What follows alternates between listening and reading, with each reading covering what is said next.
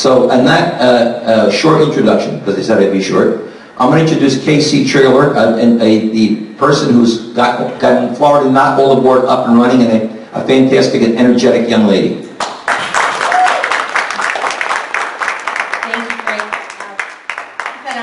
Traylor with Florida Not All Aboard, and I appreciate you all having us down here today, and also for you coming out and spending your Saturday mornings with us. And we hope we can share some good information that hopefully you'll tell your friends and neighbors and family about as well. This is a really big project that runs from Miami up to Orlando, and honestly it's going to change the face of all our communities that the tracks run through. So it's very important that we realize what's going on and have our opinion known.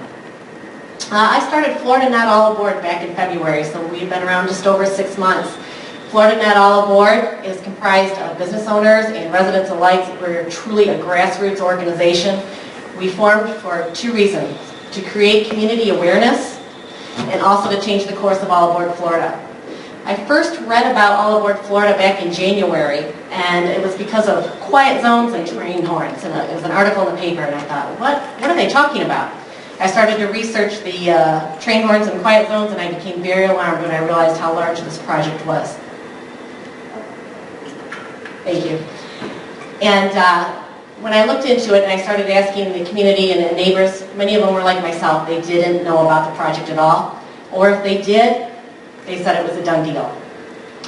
That's why Florida Not All Aboard was formed, because we found out this is far from being a done deal. In Delray Beach, I've spoken with a lot of your residents here that have been really out helping to spread awareness on this project. And there's approximately 2,000 residential units, which include those on the tracks and bridges and those approved and yet to be constructed. Some of these developments will contain restaurants and commercial usage as well. Delray currently has a traffic problem due to the development, and the additional trains will make it worse, as Frank was talking about, as a matter of fact. Delray is a big tourist destination and depends on that income. You know, you have to think about how important it is to Delray. And when you're thinking about this train and the impacts, Frank touched on it. What are the benefits and what are the detriments? They are planning, and I'm going to let you know that All Aboard Florida plans to double track the entire line from Miami to Orlando. So your tracks going right through downtown Delray Beach will now have 2 tracks.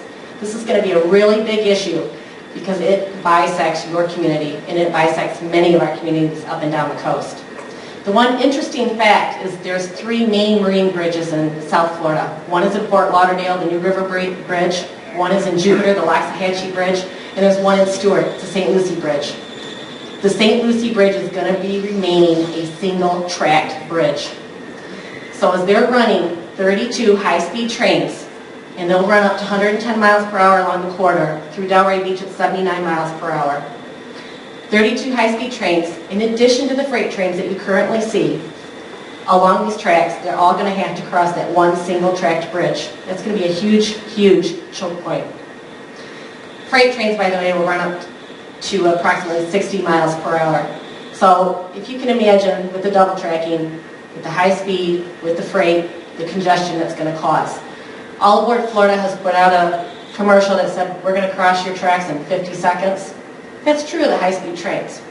They may go through very quickly, but what they fail to mention again is these freight trains. And we'll get into that a little bit more as we go on. One of your residents actually gave me a really good explanation of how they feel about the All Aboard Florida project. They said it will be devastating for Delray. Instead of the village by the sea or Fun City, it'll be known as Gridlock City. And that's honestly how many of us feel along the communities up and down the coast, because these tracks do bisect the downtowns of many of our communities. All Aboard Florida claims that they're going to be the first profitable passenger train service in decades. Honestly, since the automobile has become the main choice of travel. They plan to run the 32 trains from Miami to Orlando 7 days per week. They'll start early in the morning and they'll run approximately until 9 at night, which may be around 10 or 11 when the last trains are coming through here.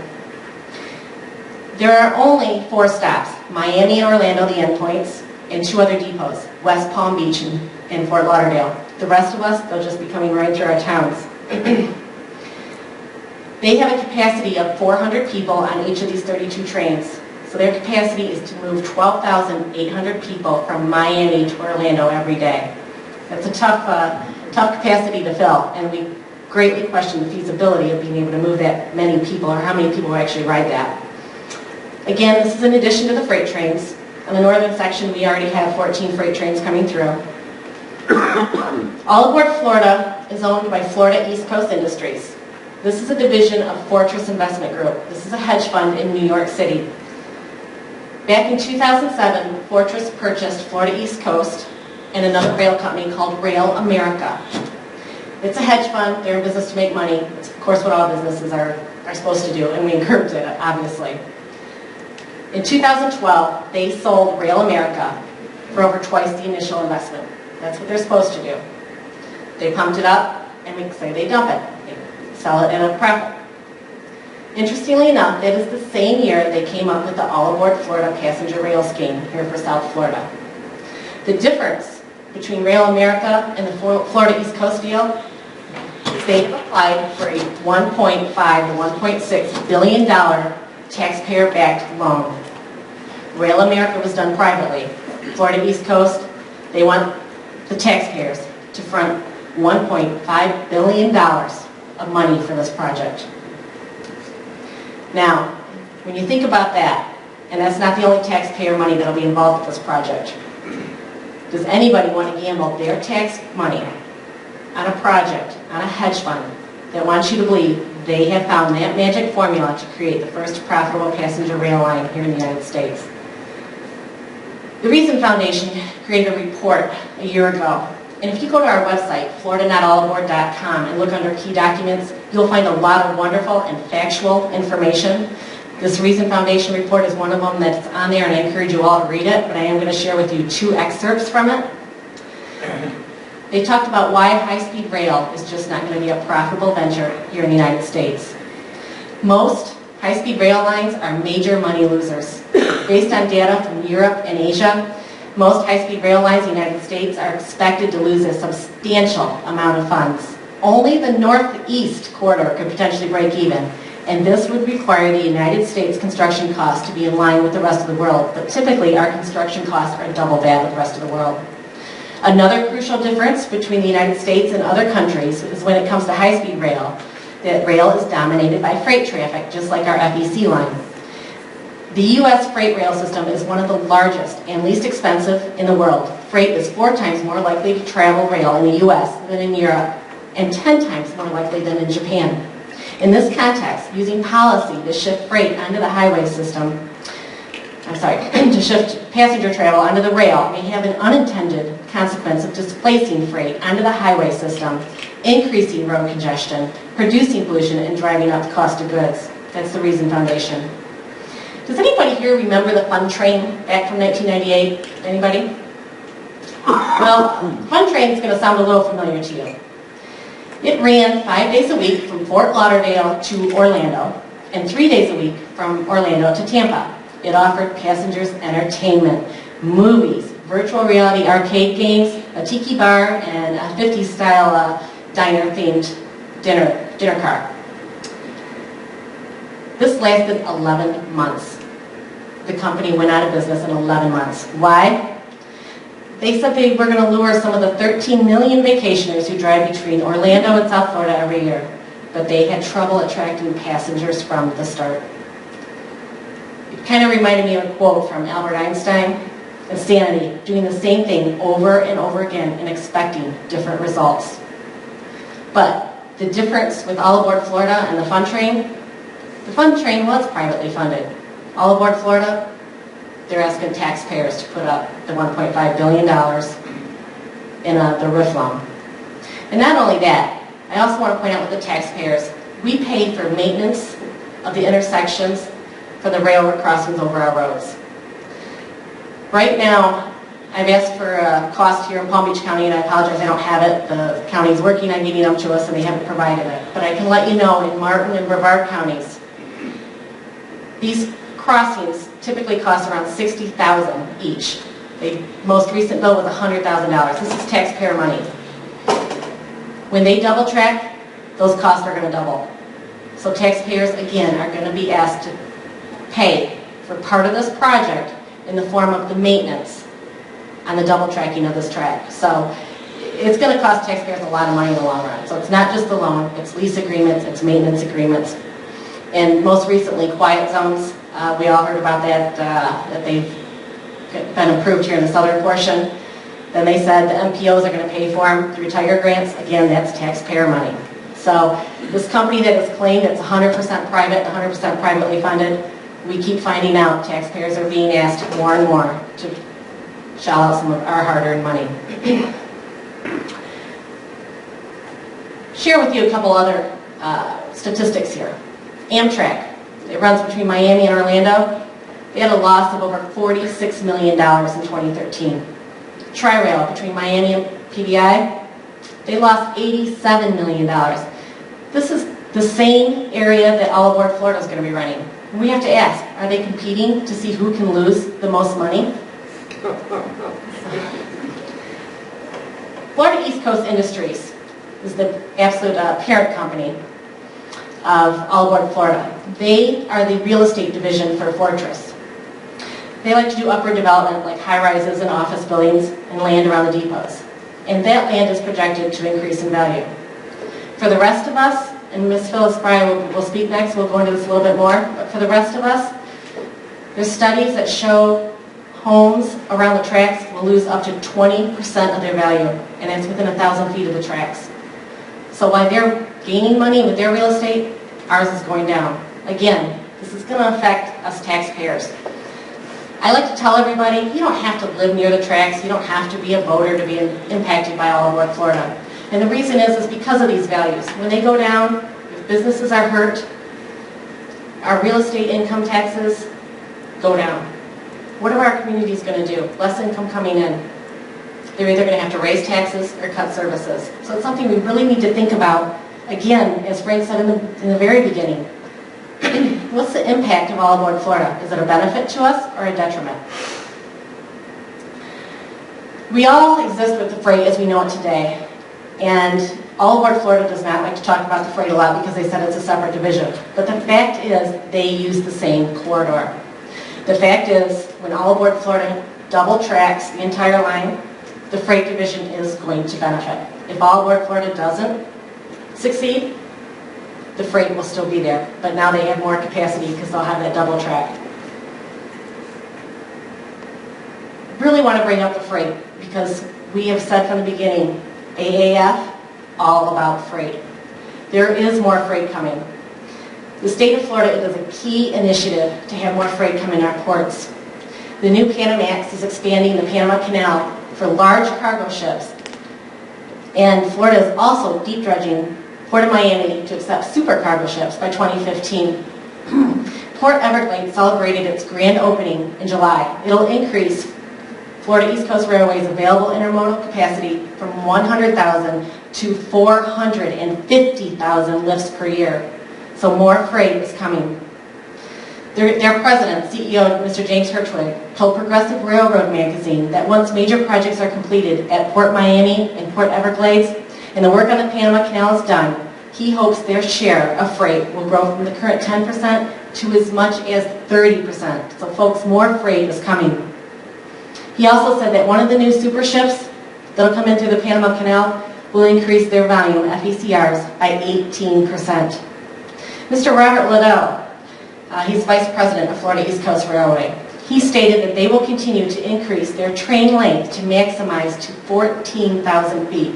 So the freight trains that you see are going to be 14,000 feet or 2.65 miles long. Just think about that as you're sitting in downtown Delray Beach with 2 tracks now. Yes, there's going to be 32 high-speed trains coming through, but also freight trains up to 2.65 miles long. It's going to be a little bit of a wait time to cross those tracks. Beginning of this, back in March or April, I was able to meet with the Vice President of Corporate Development for Florida East Coast Industries, Mr. Rusty Roberts. I started to share with him our community's concerns. And he said, you know, Casey, once the project's up and running and the trains are running, people are going to find it's not as bad as they thought. They'll get used to it. Ms. Allie Sewell, which Frank met with yesterday, I shared with her our concerns. She responded back, we need to learn to coexist. Mr. Roberts also told us, we own the land, the tracks, we can do what we want. This has been All Aboard Florida's response to our community concerns. Their concern is double tracking, adding the high-speed rail, adding freight, developing their real estate. Their concern is not the impacts on our communities. I also would like to share with you some information I learned from Tri-Rail.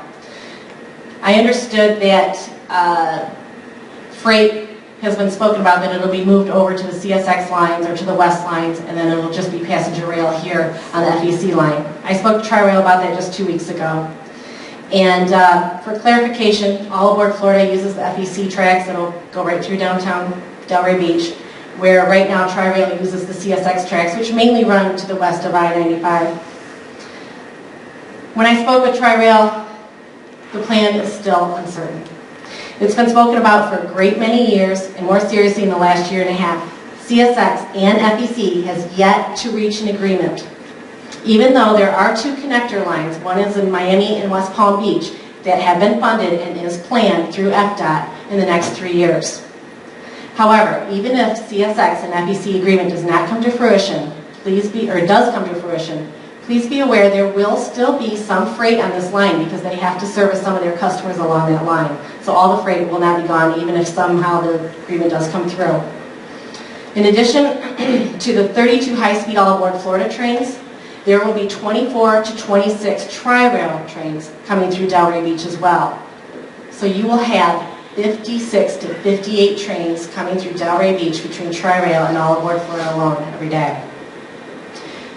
Furthermore, Tri-Rail told me to date they do not have an agreement with FEC to gain official access to their corridor, and this is one of the largest hurdles that they face. I was told there is no certainty, and this is quote, "There's no certainty or time frame on an agreement." Another hurdle for Tri-Rail is funding for the depots. Under the current administration, FDOT funding for Tri-Rail is being reduced over the next 5 to 6 years. This legislation was passed prior to any opposition to All Aboard Florida, and the defunding of Tri-Rail was planned regardless of the outcome of our efforts. Tri-Rail will have to build stations on their dime, and they will need to acquire local, state, and federal funding to do so. At this point, Tri-Rail hopes it'll be 50% federal, 25% from the state, and 25% from Tri-Rail in the communities. But until an access agreement is signed, Tri-Rail cannot project the amount of money needed from communities to see if they can even afford to add the service yet. So the long story short here, there are a lot of details that need to be ironed out with moving Tri-Rail to the FEC and hence freight to the CSX corridor. Communities and Tri-Rail may not even be able to come up with the money to fund Tri-Rail. Keep in mind, Tri-Rail lost over $86 million in 2013. Like All Aboard Florida, this is not a done deal. Somehow, they will also need to fund this project. It's very premature to count on freight being moved to the CSX lines, even if it is moved to the CSX, you'll be looking at that 56 to 58 trains to Delray Beach. So what are we doing at Florida Not All Aboard? And what can you do? We're following the U.S. Coast Guard permitting. I mentioned to you the 3 main bridges. These are very important, and there's a lot of impact to the marine industry. The marine industry is a $7 billion industry in South Florida. When these bridges are down, and they go down for every train, they can be down 11 to 18 hours a day. I can attest to the one in Stewart. It's about 4 to 6 feet that leaves for clearance. So basically, if you're on a paddleboard, canoe, or a flats boat is about the only thing that goes through. In Stewart in particular, we connect the Gulf of Mexico to the Atlantic Ocean, so there's a lot of barges that come through. It's a very important gateway. So when that bridge is down, it stops all our marine traffic. Again, 11 to 18 hours a day. This is going to be huge impacts, and we're hoping that the Coast Guard, once the environmental impact statement comes out for the northern portion, will be able to weigh in on this further. Secondly, we have a lot of public input, and this is where we need your help down here in Delray Beach. It is so important that you let your public officials know the impacts to your community. And I'm going to tell you, it works. Since we started Florida Not All Aboard, we have over 29 resolutions from communities and organizations from Brevard all the way down to Miami-Dade. We have resolutions from somebody in every county. These resolutions are very important because our elected officials look at them at the state and federal levels, and they realize the communities are saying, we have impacts. We need your help. We don't want to fund a private, so-called private company for a passenger rail line when we do not see how it is possible that it's going to be a feasible project. This is our money, and it's hard-earned, and that's why we need to unite, all of us, and let our legislators know this. Not only do we have the resolutions, we have over 26,000 people that have signed a petition. And with this, we have Senator Negron, who heads up the Appropriations Committee for Florida. He has opposed any funding for the All Aboard Florida project because the question of feasibility. We also have Congressman Patrick Murphy and Congressman Posey that have went to the Government Accountability Office just last week and asked for them to review this project to make sure that it's feasible and viable, because again, they're using our taxpayer money. This is what the power of the people can do. We went to our legislators, we've asked for their help, and they're going to the correct people. Congressman Murphy and actually Congressman Frankel as well went to Secretary Fox, Department of Transportation, way back in April, and they shared the community's concerns with him. This is why, again, please write all of your elected officials. Ask them to share your concerns. Ask them to oppose this project if you want it opposed. That's what we have done. It's very important. Also, you need to start with your local city commission. Ask them to create a resolution that's a really big voice for your community. We have many of these resolutions up and down the coast that have done that already, and it does follow through to your state and elected officials. So when somebody asks what you can do, writing the officials, I just can't stress it enough. Please ask for their support on your side. Lastly, we followed the money from the start, and that's the RIF loan, Railroad Rehabilitation Improvement Financing Loan. And Mr. Tim Mullen's going to speak to that a little bit more. On our website, there's a memo from Senator Sessions and Congressman Paul Ryan. I encourage you all to read it. It talks about why the RIF loan is bad for the U.S. taxpayer. I'm going to give you one excerpt from it. These loans are incredibly generous to the borrower. According to the FRA, direct loans under the RIF program can fund up to 100% of the project with repayment periods of 35 years and interest rates equal to the cost of borrowing to the government. Repayment periods of 35 years and rates equal to the cost of borrowing to the government. Even if somehow this project manages to pay back the loan, the taxpayers still lose money because they're borrowing the cost of government.